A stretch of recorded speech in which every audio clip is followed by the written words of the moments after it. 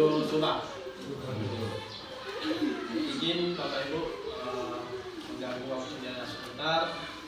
Sebelumnya yang saya hormati Bapak Kepala SMP Negeri 3 Barat, yang saya hormati rekan-rekan Bapak Ibu Majelis Guru SMP Negeri 3 Barat.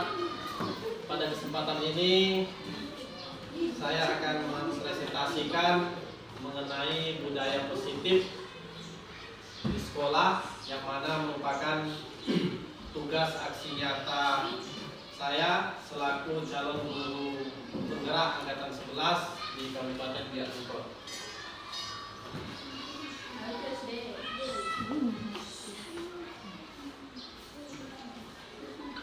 Sebelum saya mempresentasikan mengenai budaya positif sekolah ini, sekali lagi saya minta izin dan minta maaf kepada bapak kepala sekolah dan rekan majelis guru.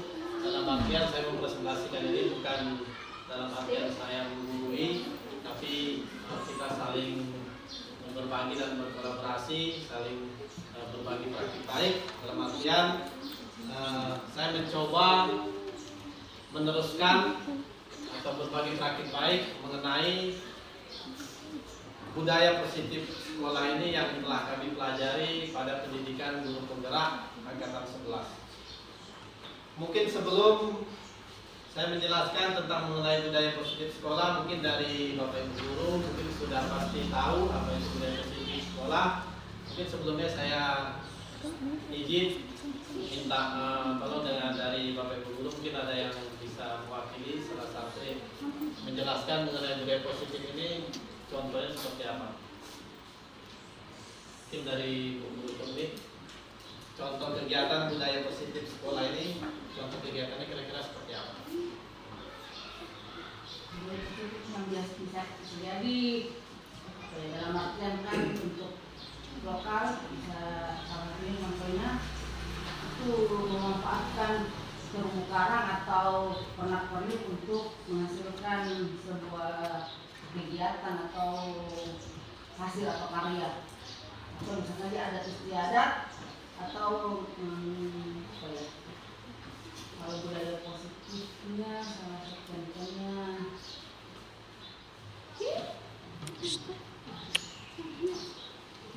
ikut berkegiatan, kegiatan dalam artian misalnya masyarakat misalnya membuang sampah atau kegiatan-kegiatan kayak 17-an kemarin.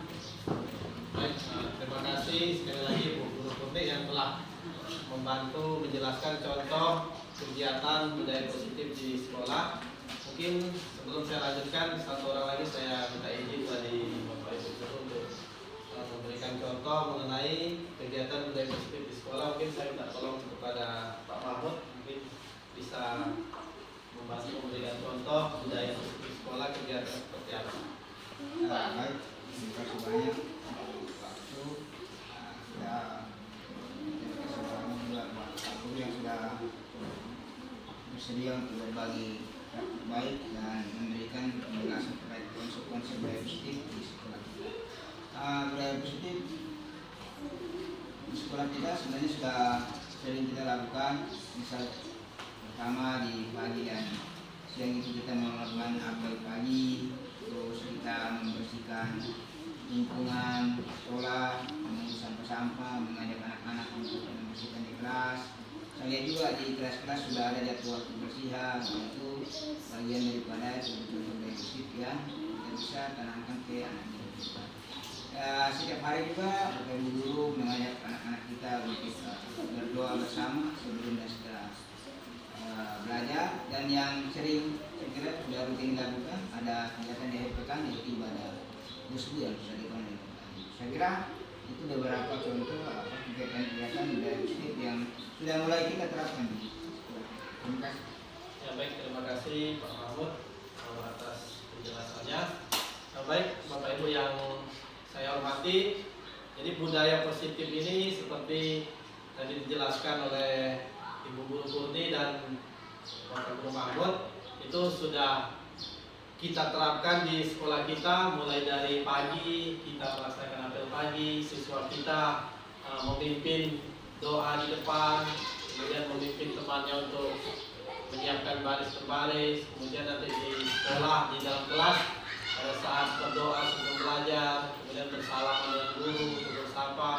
Dalam artian budaya positif ini merupakan kegiatan-kegiatan yang positif yang dilakukan di lingkungan sekolah ya.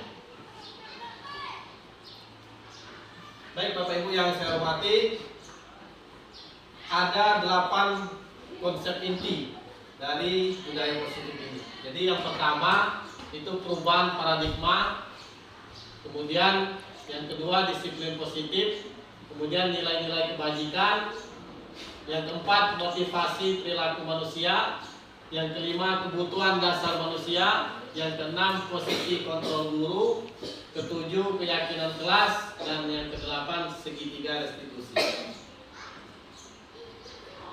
Yang pertama perubahan paradigma.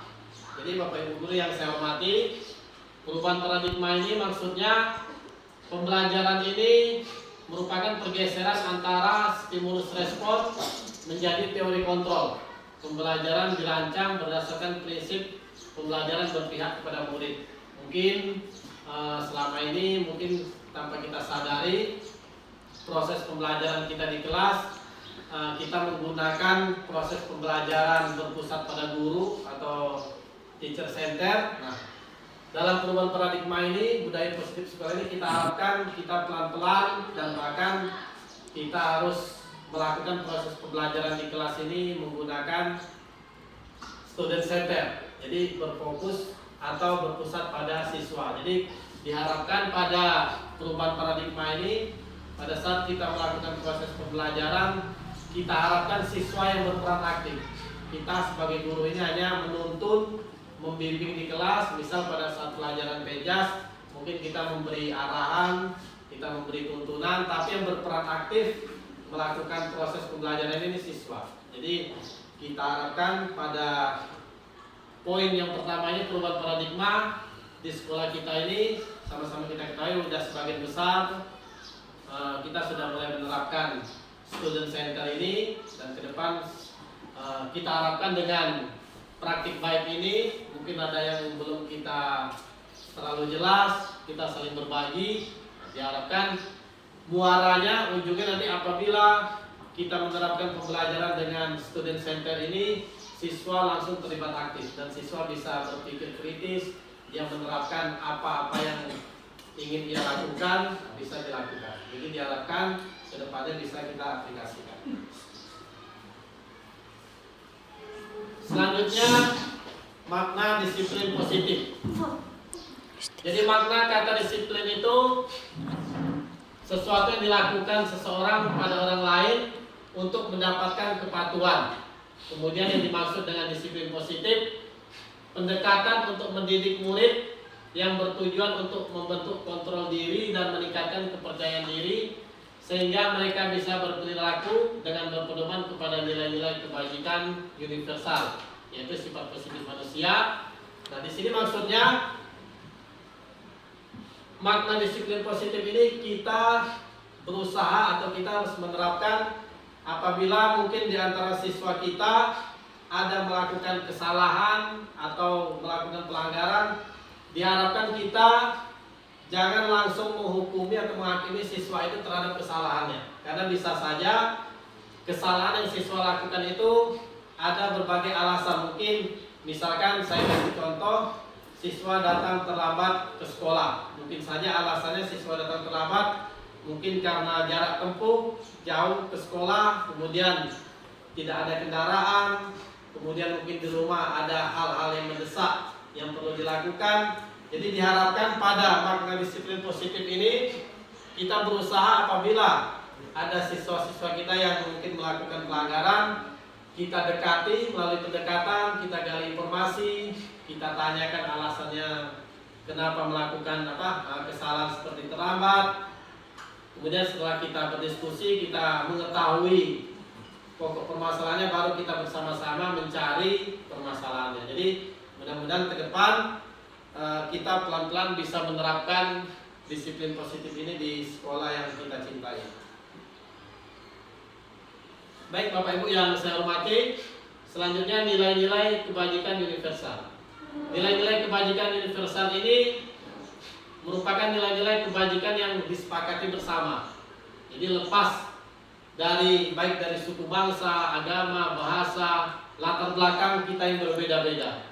Nilai-nilai ini merupakan payung besar dari sikap dan perilaku kita, atau nilai-nilai ini merupakan fondasi kita berperilaku.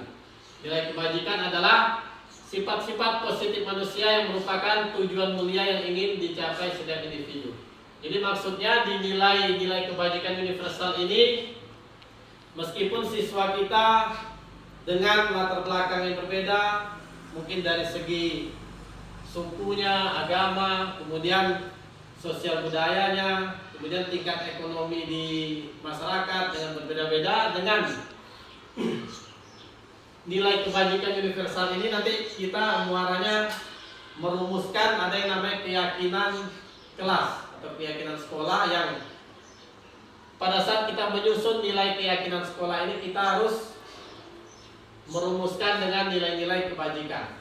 Nanti mulai kita merumuskan, misal kita sepakati nilai kebajikan yang disetujui oleh siswa untuk kita terapkan di kelas itu seperti apa. Selanjutnya motivasi perilaku. Motivasi perilaku ini yang pertama motivasi ekstrinsik, itu untuk menghindari ketidaknyamanan atau hukuman. Yang kedua motivasi ekstrinsik untuk mendapatkan imbalan atau penghargaan dari orang lain. Nah yang ketiga motivasi intrinsik untuk menjadi orang yang mereka inginkan atau menghargai diri sendiri. Jadi Bapak Ibu yang saya hormati, mungkin selama ini untuk motivasi perilaku apabila siswa melakukan pelanggaran, kesalahan, kita lebih dominan menerapkan poin yang pertama dan kedua ini, yaitu motivasi ekstrinsik. Motivasi siswa itu untuk menaati aturan itu dia berasal dari luar dirinya. Misal siswa terlambat, kita beri hukuman secara fisik, mungkin push up, lari keliling lapangan.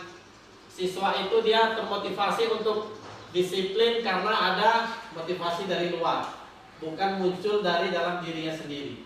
Tetapi yang kita harapkan, kita bisa mengaplikasikan yang tahap ketiga ini, motivasi intrinsik. Apabila siswa melakukan pelanggaran, kita gali informasi, kemudian kita berikan panutan pada diri kita untuk melakukan disiplin sehingga siswa bisa mengikuti aturan sesuai disiplin ketetapan yang ditetapkan dari sekolah. Jadi muncul atau hadir dari diri siswa sendiri. Mungkin pada saat kita melakukan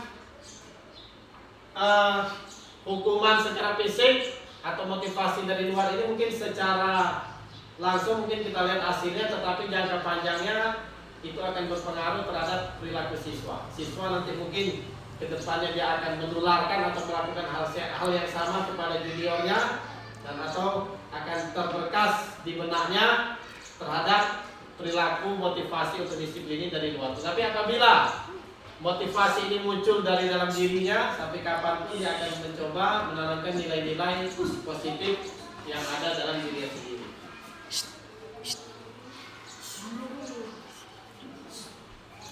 Kemudian cara menyelesaikan masalah. Jadi cara menyelesaikan masalah yang pertama ada dengan cara hukuman, kemudian konsekuensi, dan yang ketiga restitusi. Mungkin sebelum saya menjelaskan 3 cara menyelesaikan masalah ini, mungkin saya minta penjelasan atau pendapat dari rekan-rekan, Bapak Ibu Guru. Mungkin saya minta tolong kepada Pak Bintoro, mungkin kira-kira cara kita menyelesaikan masalah dengan memberikan hukuman, mungkin bisa pendapat. Selamat siang. Untuk cara menyelesaikan masalah yang ada di ruang lingkup sekolah, contoh saja dalam pembelajaran di ruang kelas. Misalkan ada siswa yang terlambat, kita kasih hukuman, misalkan minta izin dulu ke guru piket. Setelah guru piket mungkin ada guru bimbingan konseling, diarahkan dan dididik, kemudian masuk ke kelas. Ke kelas itu izin dulu mata pelajaran. Dari untuk guru bimbingan konseling itu untuk hukuman bisa diarahkan, misalkan dalam bentuk tidak fisik, dalam artian pada waktu pelajaran matematika, nah itu nanti dari situ diambilkan soal-soal yang sesuai dengan diajarkan Bapak Ibu guru, kemudian dikerjakan. Dalam artian sekarang untuk hukuman fisik dikurangi karena kan terkendala untuk aturan dan HAM juga. Itu Pak Ben, selamat siang. Baik, terima kasih Pak Guru Mintoro yang telah tadi memberi pendapat dan penjelasannya mengenai hukuman. Mungkin sebelum saya menjelaskan mengenai konsekuensi dan restitusi, mungkin dari Bapak Ibu guru, mungkin saya minta tolong pendapatnya lagi mengenai konsekuensi, mungkin dari Pak Guru Mahmud, mungkin pendapat dan penjelasannya kalau konsekuensi seperti apa. Baik, kalau dua hukuman dan konsekuensi dua hal yang sangat berbeda, walaupun keduanya sama-sama diberikan ketika seperti itu melakukan kesalahan. Tetapi konsekuensi itu memiliki hukuman yang sesuai dengan atau linear atau sejalan dengan kesalahan yang bukan menurut. Misal tadi contoh yang paling sederhana, anak-anak terlihat membuang sampah, membuang mungkin ke plastik atau kertas.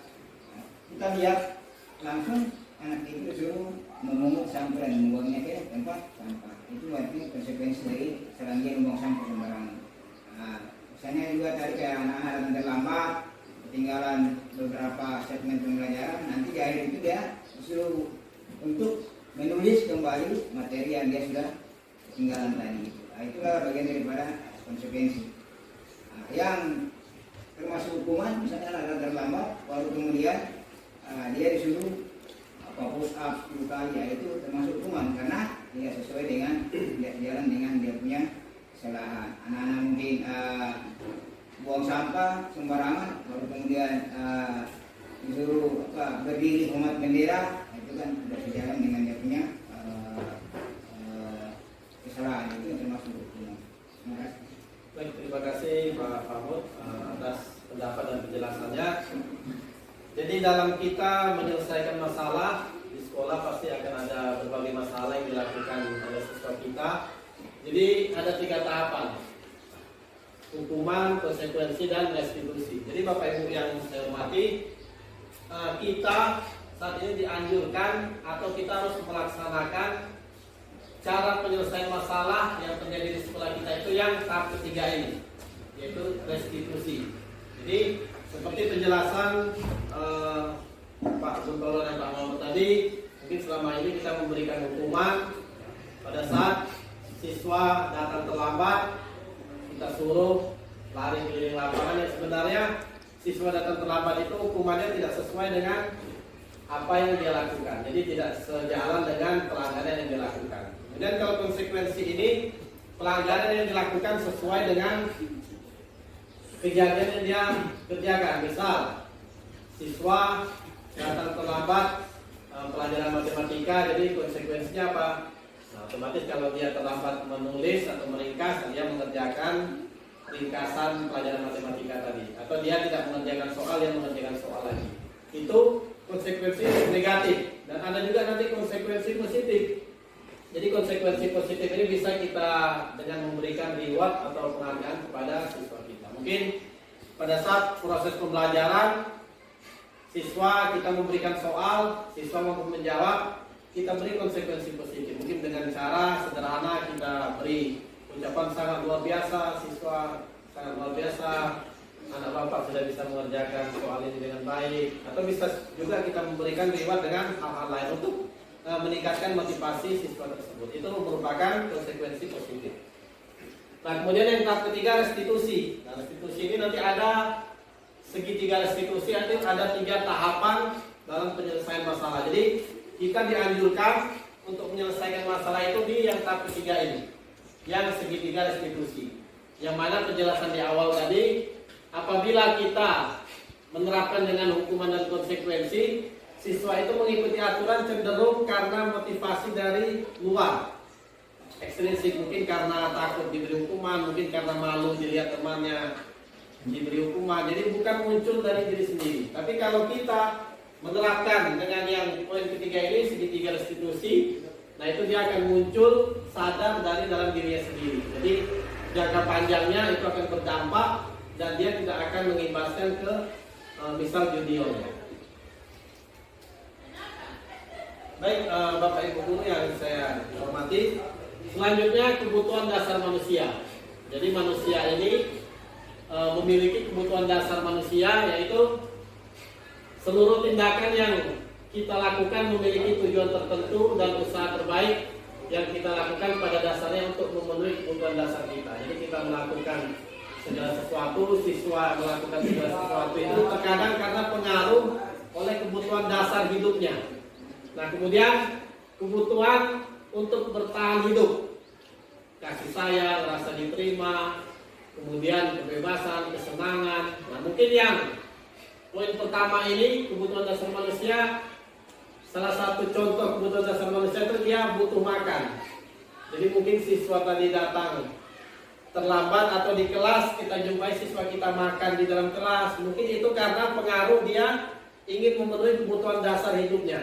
Kebutuhan dasar untuk bertahan itu makan. Nah mungkin perlahan kita bisa mengatasi permasalahan itu, tidak langsung kita memberi hukuman, langsung kita marahin di depan teman-temannya, otomatis itu akan menimbulkan nanti mungkin motivasi dari luar, nanti mungkin siswa yang merasa malu dan sebagainya. Tapi kalau perlahan kita nanti menerapkan dengan cara restitusi, nah perlahan siswa itu akan membekas, bisa mengikuti dan memperbaiki kesalahan-kesalahan yang telah diperbuat. Nah yang kedua, tadi kebutuhan bertahan hidup. Nah, contohnya apa?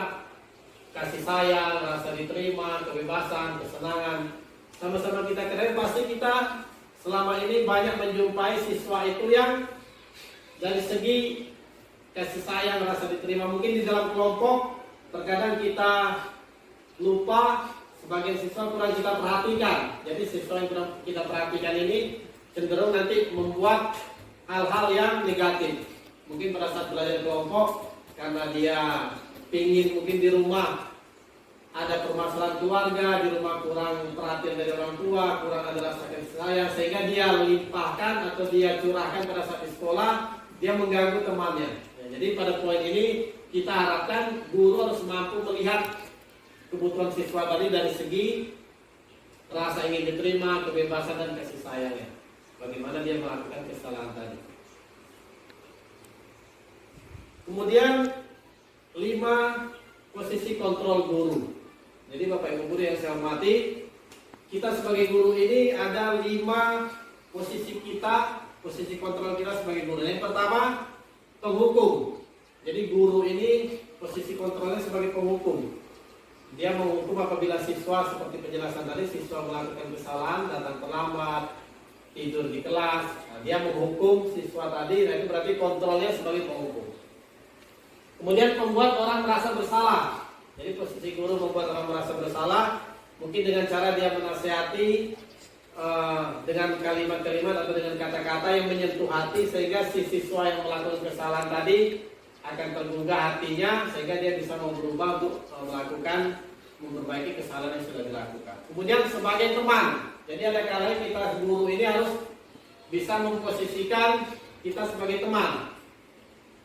Dalam artian mungkin di kelas kita bisa berdiskusi bagaimana seorang guru dengan siswa sebagai teman, tapi dalam artian kita harus mengikuti juga kodrat dan aturan yang telah ditentukan antara siswa dan guru. Jadi kita tempatkan diri kita sebagai teman di posisi yang sebagaimana mestinya. Kemudian posisi yang keempat itu pemantau. Jadi kita sebagai guru ini menjadi pemantau terhadap perilaku siswa kita. Mungkin ada yang merasa ada yang melakukan kesalahan dan sebagainya. Dan kemudian yang terakhir di posisi manajer. Jadi diharapkan 5 kontrol guru ini kita bisa menerapkannya yang posisi kelima ini sebagai manajer. Mungkin bisa saja nanti kita selama ini mungkin kita menjadi guru posisi kontrol sebagai penghukum, membuat orang merasa bersalah, teman, pemantau dan manajer. Tapi diharapkan untuk mencapai atau menghasilkan budaya positif di sekolah supaya siswa tadi memiliki motivasi dari dalam dirinya. Kemudian kita usahakan kita dapat menempatkan posisi kontrol guru atau posisi kontrol guru kita sebagai yang posisi track manager. Walaupun nanti kita sesuaikan dengan permasalahan-permasalahan yang terjadi di sekolah atau di lapangan. Baik Bapak Ibu guru yang saya hormati, nah ini misal contoh 5 contoh penerapan posisi kontrol. Nah, mungkin kasus murid tidak memakai atribut lengkap. Nah, jadi ada satu contoh kasus salah satu murid tidak memakai atribut lengkap. Jadi apabila kita berada di posisi penghukum, nah mungkin siswa yang tidak menggunakan bendera, yang tidak menggunakan atribut sekolah tadi, kita beri hukuman hormat bendera selama 1 jam misalnya. Yang tidak pakai atribut sekolah, tidak pakai topi untuk upacara, setelah upacara kita suruh siswa tadi hormat di lapangan 1 jam. Misalnya. Itu berarti kita sebagai guru berada di posisi kontrol sebagai penghukum. Kemudian yang kedua, membuat rasa bersalah. Nah, berapa kali misal ibu guru harus mengingatkan, ibu sangat kecewa dengan kamu. Nah, mungkin bapak ibu guru menyampaikan kepada siswa tadi, mengingatkan, nah, dia merasa kecewa karena siswa tadi tidak pakai atribut sekolah. Nah, itu membuat rasa bersalah. Sehingga dengan demikian pasti secara naluri, secara pribadi siswa itu akan merasa bersalah karena disampaikan langsung oleh bapak dan ibu gurunya dia melakukan kesalahan. Nah, yang posisi ketiga sebagai teman. Nah, sebagai teman, mungkin kita bisa berkomunikasi dengan siswa kita yang tidak memakai atribut tadi. Kita ajak berbicara, misal ayo dong kita ikuti aturan sekolah. Tolong bantu ibu ya, tolong bantu bapak ya yang sudah. Lain kali yang disiplin, misal maksudnya siswa yang lain sudah disiplin, lain kita melakukan disiplin. Gitu. Itu sebagai posisi teman. Nah, yang keempat, pemantau. Nah, sebagai kita di posisi pemantau ini, misalnya kita mengucapkan kamu sudah melanggar, tahu kan konsekuensinya apa? Besok atributnya harus lengkap sebelum masuk ke kelas. Jadi kalau kita mungkin selama ini melakukan itu, berarti posisi kita pada posisi kontrol sebagai pemantau. Nah, yang terakhir, manajer. Manajer ini contohnya dari kasus yang di atas tadi, kamu tahu apa kesalahan kamu nak? Kira-kira kita ajak panggil siswanya, kita ajak diskusi, kita tanya, apa kesalahan kamu nak? Kenapa kamu tidak pakai atribut? Apakah mungkin atributnya tidak ada, mungkin tidak ada uang untuk membeli? Ya kita tanya, kita cari permasalahannya, kemudian kita ajak berdiskusi. Kemudian baru kita sama-sama mencari solusinya bagaimana. Mungkin kalau atributnya tidak ada, mungkin kalau bisa tidak ada uang nanti mungkin bisa dibeli atau nanti pinjam dengan kakak kelas yang sudah taman yang ada atribut yang sudah dipakai gitu. Jadi kita sama-sama mencari. Jadi dari satu kasus ini ada 5 posisi kontrol guru. Jadi yang diharapkan kita harus menyelesaikan masalah itu pada posisi kontrol sebagai manajer. Mungkin selama ini bisa mungkin kita terkadang posisi kita sebagai penghukum, sebagai pembuat merasa bersalah, memantau, tapi diharapkan ke depan kita pelan-pelan di sekolah kita yang kita cintai ini di SMP Negeri 3 Lumpur Barat, mungkin bersama-sama kita bisa menerapkan posisi kontrol sebagai manajer yang mewarai nanti siswa kita bisa memiliki karakter sesuai karakter yang berprofil pelajar Pancasila. Baik Bapak Ibu yang saya hormati, selanjutnya mengenai keyakinan kelas. Nah, keyakinan kelas ini diperlukan suatu nilai yang membantu mereka menjadi murid yang berbudaya positif. Dalam hal ini adalah keyakinan kelas, nilai-nilai kebajikan universal disepakati oleh guru dan murid secara tersirat dan tersurat dalam kelas sebagai acuan dalam berperilaku terhadap diri sendiri dan orang lain di lingkungan tersebut. Mungkin selama ini kita sudah menerapkan keyakinan kelas ini. Mungkin sebelum saya lanjutkan, saya minta pendapat atau penjelasan dari Bu Kurni. Kira-kira keyakinan kelas dengan peraturan kelas sama tidak? Mungkin selama ini kita ada buat peraturan kelas. Tidak sama. Tidak. Mungkin kalau bisa minta tolong. Kalau keyakinan kelas berarti kalau apa tadi? Keyakinan kelas dengan Peraturan kelas. Peraturan kelas berarti ada aturan yang sudah disepakati, misalnya dalam dalam artian sudah tersurat, sudah tersusun, sudah disepakati oleh guru dengan siswa. Sementara kalau keyakinan itu sebenarnya tidak perlu tidak perlu dalam artian tertulis. Misalnya yang selama ini kan ketika misalnya rambut misalnya harus tidak boleh gondrong misalnya, itu sudah dijadikan keyakinan kelas karena belum tidak dalam artian lingkup sekolah dalam artian. Baik, terima kasih Bu Poni atas pendapatnya. Mungkin satu lagi sebelum saya lanjutkan, mungkin minta pendapat dari Pak Guru Mahmud. Kira-kira ada tidak perbedaan antara keteraturan kelas dengan keyakinan kelas? Ya, seperti yang disampaikan oleh Ibu Guru tadi, menambahkan saya, peraturan dengan keyakinan. Kalau secara bahasanya, peraturan itu jadi lebih konkret dan teknisnya. Keyakinan dia masih abstrak. Peraturan itu misal jangan coret-coret tembok, jangan datang terlambat, dilarang merokok, dilarang makan dalam kelas. Itu adalah aturan-aturan yang biasa kita buat, baik yang berlaku secara satu sekolah maupun dalam kelas. Tapi kalau keyakinan itu lebih cenderung kepada sebuah nilai-nilai kebajikan, nilai baik yang kita sepakati. Misal kami adalah murid yang mencintai waktu. Itu kan kalau kita yakin bahwa kami adalah murid atau warga sekolah yang mencintai waktu, berarti saya akan cepat datang tepat waktu sekolah. Saya akan memanfaatkan waktu belajar dengan baik. Misalnya kami adalah murid yang menghargai perbedaan, berarti ketika dalam pelaksanaannya mereka beribadah, menghargai yang lain sebagainya. Kami adalah murid yang saling menghormati. Jadi pasti anak-anak dengan ada keyakinan seperti itu dalam pelaksanaannya, murid-murid dan warga sekolah tidak akan mengejek temannya, tidak akan membuli temannya. Nah itu mungkin seperti itu gambarannya bagaimana perbedaan antara peraturan atau aturan kelas dan keyakinan sekolah maupun keyakinan kelas. Baik, terima kasih Pak Mahmud atas pendapat dan penjelasannya. Jadi Bapak Ibu yang saya hormati, selama ini mungkin di kelas, kita sebagai wali kelas terutama mungkin di semester awal itu kita menerapkan namanya keteraturan kelas. Kita belum menerapkan keyakinan kelas. Jadi seperti penjelasan Ibu Purni dan Pak Mahmud tadi, keteraturan itu dia lebih cenderung aturan yang tertulis. Misal disampaikan kita membuat peraturan-peraturan di kelas, misal dilarang membuang sampah, dilarang datang terlambat, kemudian dilarang mencontek.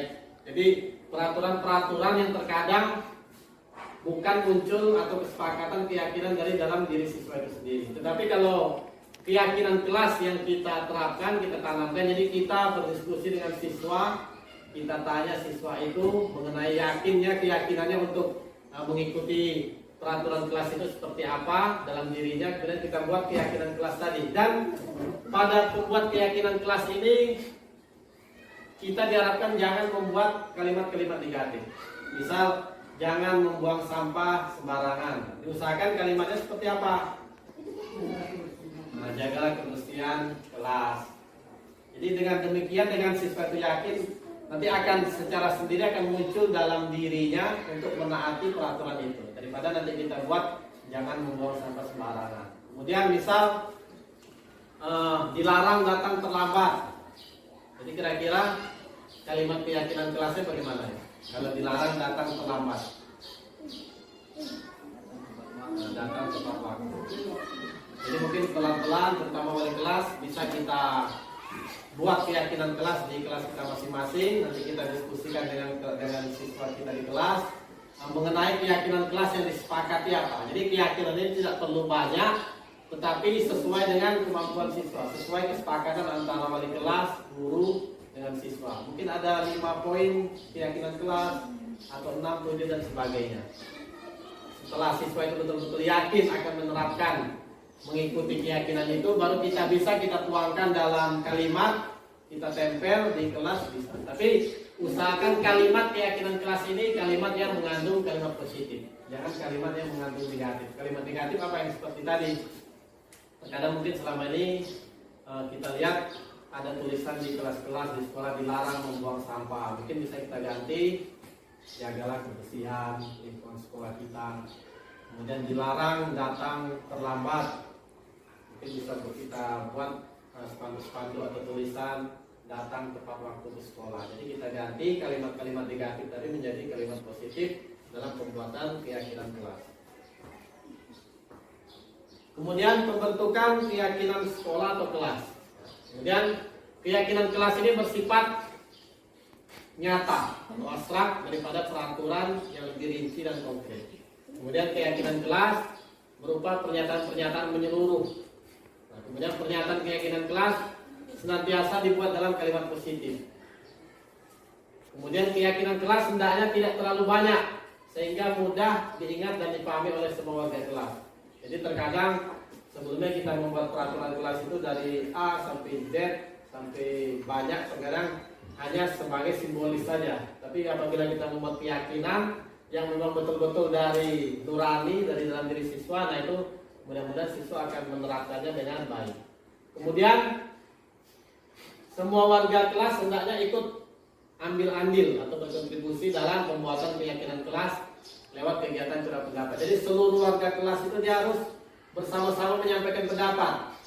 Jadi dia menuangkan keyakinan kelas ini bukan paksaan dari guru, dari wali kelas, tapi muncul dari dalam diri sendiri. Disampaikan ke wali kelas, ke guru. Nah setelah disepakati baru kita buat kalimat positifnya. Nah, setelah itu baru nanti diterapkan di warga kelas itu.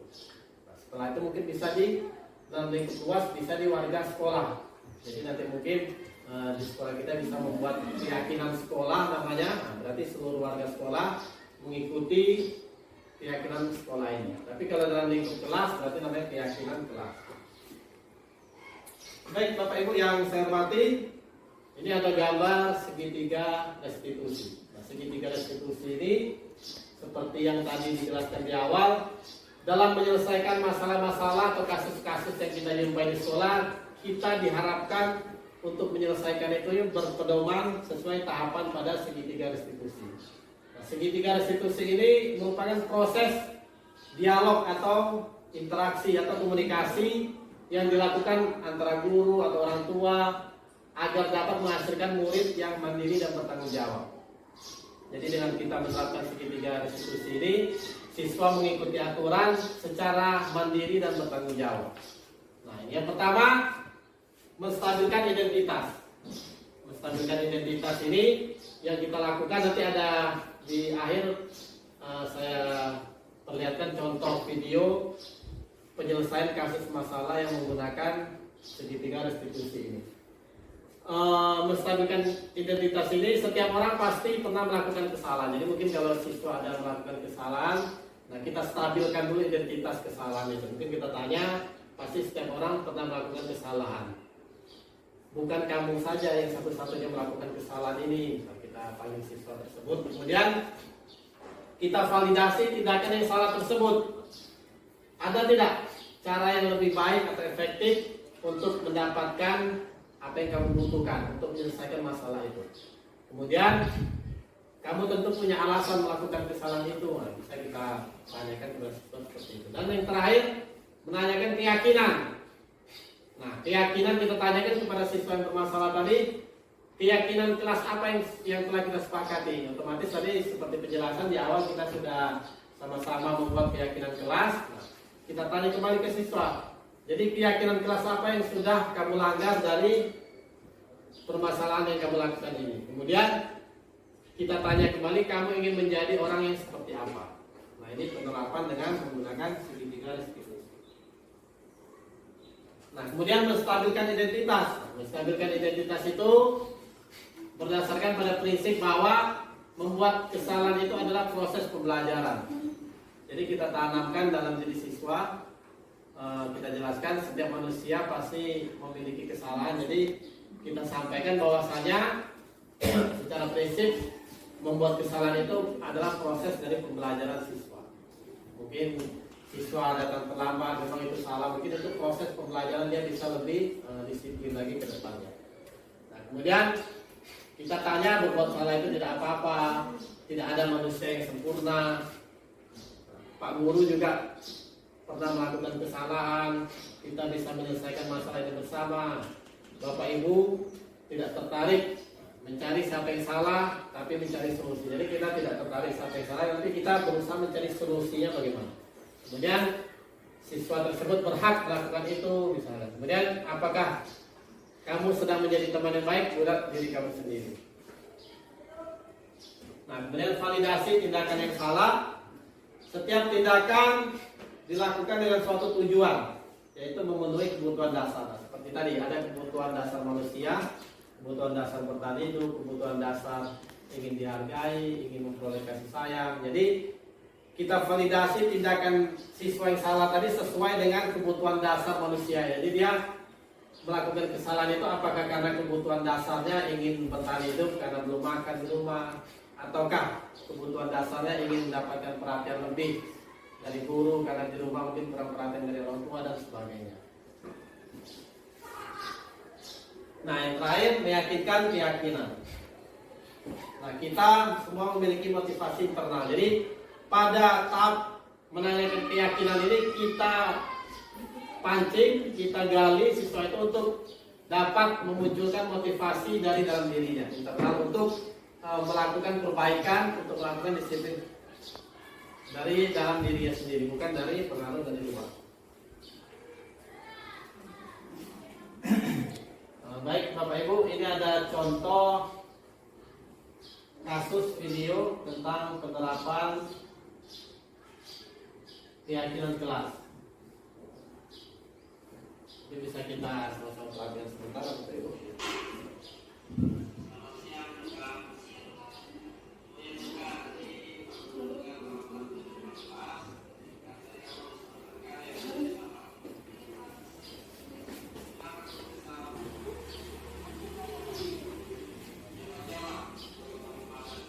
Sudah bicara mulai Bapak Ibu yang saya hormati, berikut ada video merupakan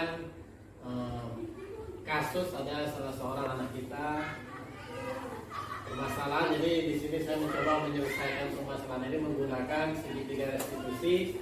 Jadi kalau sepanjang ini izin Bapak Ibu, saya minta izin untuk Bapak Ibu meluangkan waktu melihat sejenak video penyelesaian kasus ini menggunakan segitiga restitusi.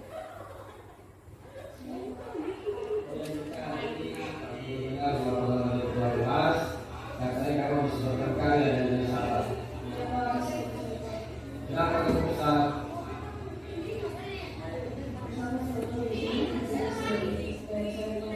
Oh begitu. Yang aja lah kalau kamu marah dan kesal. Kalau bapak di posisi kamu, bapak tidak pasti melakukan hal yang sama. Lalu apa yang kamu lakukan dalam kesalahan tadi?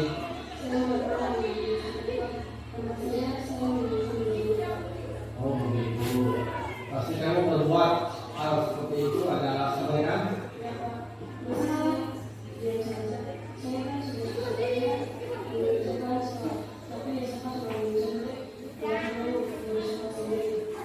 Ya wajarlah kalau kamu merasa marah karena kamu tidak rela kepercayaan kamu sampai begitu saja oleh sahabat.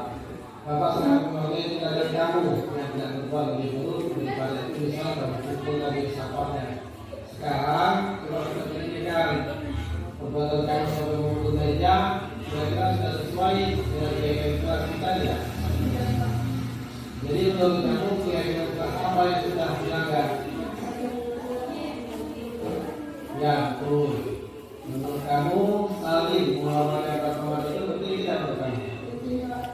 Baik, kalau menurut kamu itu penting, jadi keyakinan kelas apa yang harus kamu lakukan pada saat pertemuan? Jadi kamu bersedia tidak untuk masalah ini?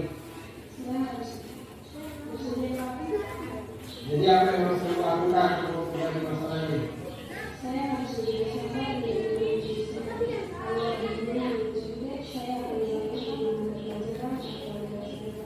Ya, tetap sekali tidak ada masalah. Tetap semangat Pak. Sekarang silakan kamu keluar dari kelas. Ya, sama. Perkenalkan nama saya Bukete, saya dari Sempurna.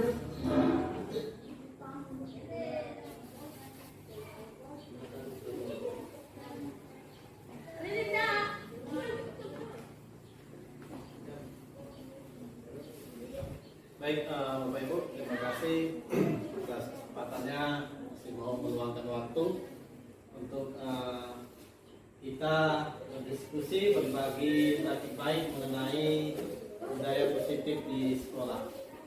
Dari video contoh kasus tadi yang telah sama-sama kita lihat, mungkin saya sekali lagi minta tolong dari Bu Koni mungkin bisa menjelaskan pendapatnya dari video yang sudah dilihat tadi ditonton. Terima kasih. Dari video yang telah diperlihatkan itu seorang adanya restitusi yang dilakukan oleh seorang guru tentang kesalahan atau yang murid ini bercerita tentang adanya kejadian di kelas dan dia meminta untuk meminta solusi untuk atau cara mengatasi kejadian yang ada di kelas. Baik, terima kasih Bu Kurni atas pendapat dan penjelasannya. Mungkin terakhir sebelum saya tutup, kembali saya minta pendapat atau alasan dari penjelasan dari Pak Mahmud mengenai video tadi. Kira-kira seperti apa, Pak? Ya, saya kira dari situ kita sudah bisa melihat bagaimana seharusnya sebagai seorang guru melakukan perannya jika menghadapi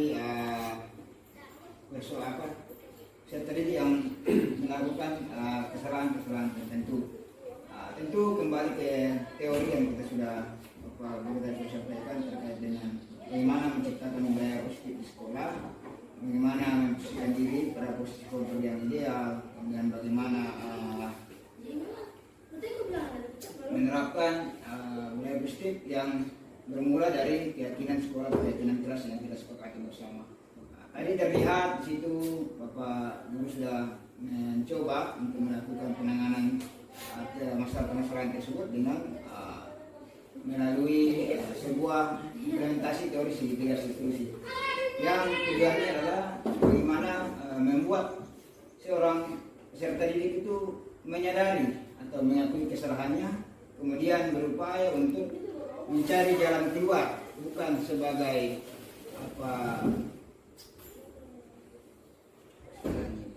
timbal balik dari kesalahan, tapi bagaimana cara membuat dia merasa bertanggung jawab untuk melakukan perbaikan ke depan sehingga kesalahan yang serupa itu tidak terulang kembali. Saya lihat Pak Guru menanyakan bahwa itu adalah sebuah berbuat kesalahan itu adalah sebuah hal yang biasa karena sebagai manusia biasa tentu kita biasa melakukan kesalahan. Tapi kembali ke teori yang Pak Guru tadi sampaikan bahwa semua tindakan yang dilakukan oleh siswa itu ada alasannya. Bisa saja karena mungkin di rumah kurang perhatian sehingga di sekolah dia berusaha untuk mencari perhatian dari guru atau temannya. Bisa saja karena mungkin di rumah anak itu dikekang atau kurang bebas sehingga sampai di sekolah mereka meluapkan rasa kebebasan itu dengan mungkin berlari-lari, dengan mungkin mengganggu temannya.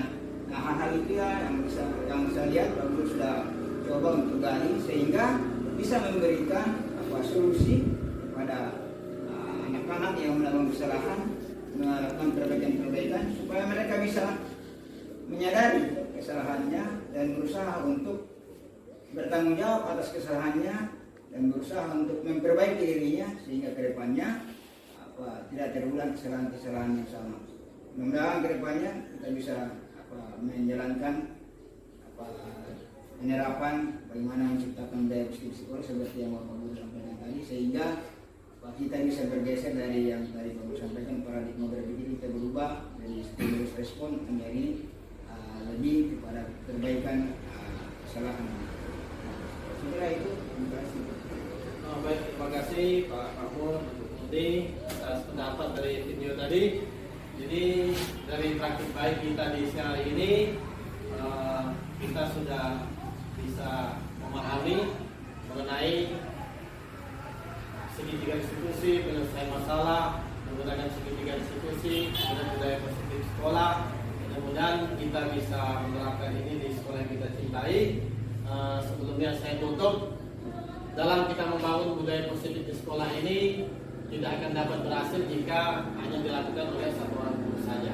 Jadi kita akan berhasil menerapkan budaya positif di sekolah ini apabila ada kolaborasi dari semua warga sekolah, dari semua elemen sekolah, baik dari bapak kepala sekolah, dari rekan-rekan guru, dari siswa itu sendiri, dari masyarakat, orang tua, dan seluruh komponen warga sekolah. Jadi mudah-mudahan ke depan kita bisa menerapkan ini di sekolah kita untuk menghasilkan siswa-siswi di Pulau Lumpur ini yang memiliki karakter yang sesuai dengan profil pelajar Pancasila. Sebelum saya foto, mungkin izin Pak Kepsek, saya minta penjelasan atau testimoni dari Bapak Kepala Sekolah atas penyampaian saya berbagi praktik baik tentang budaya positif di sekolah ini. Izin kepada Bapak Kepala Sekolah, kami persilakan. Iya, terima kasih Pak Ben. Secara pribadi saya terima banyak atas pemaparan hari ini yang disampaikan oleh Pak Ben mengenai kesehatan dan tindakan saya sangat bangga sekali dengan apa yang telah disampaikan, apa yang telah disampaikan dengan membangun budaya positif baik. Karena hari ini juga yang selama ini saya juga pikirkan dan untuk kita harus lakukan sehingga apa yang menjadi pengertian Bapak Ibu atau Bapak yang sampaikan saat ini, saya berharap hari ini bisa kita dapat lakukan lewat kolaborasi tanpa terakhir yang tadi disampaikan Pak Ben tadi.